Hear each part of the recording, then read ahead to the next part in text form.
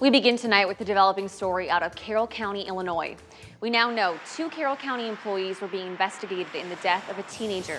18-year-old Jackson Kradle was found on the side of Illinois Route 78 back on July 28th, but it wasn't until last night that the sheriff's office put out an official statement on these employees. Now, Kradle's friends and family have been protesting this investigation for months, and News 8's Drew Coffey has been following it the whole time. He joins us now here on The Current. Drew, thank you for being here. Why don't we start with who these employees were and how they're connected? Right, and I have notes with me just because with this stuff, the details are so important that you have to keep to it. Essentially, the 2 people that made the call to a non-emergency contact, making them aware of the body on Route 78, which ended up being Jackson Kradle, was an off-duty sheriff's deputy and an off-duty 911 dispatcher who was also a former EMT. So essentially, yeah, and those names have not been released in that press release last night, and it hasn't been released to the family either. So right now, the identity is still unknown as to who made the call. Okay, so Jackson Kradle's body is found on July 28th. What happens in the few days that followed that?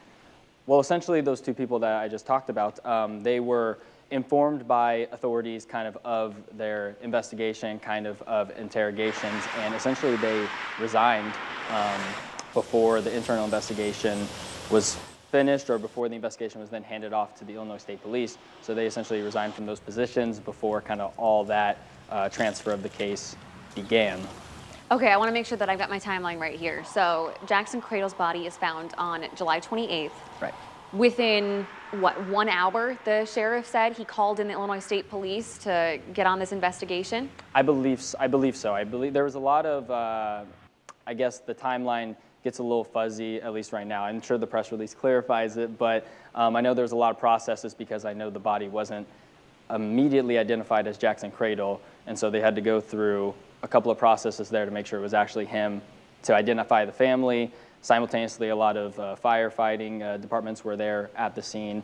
If that answers your question accordingly, there was a lot of processes before the actual investigation could really begin moving forward. So what happens to the case now? Well, it was handed off to, it was at the ISP, Illinois State Police, and now it's in the prosecutor's office.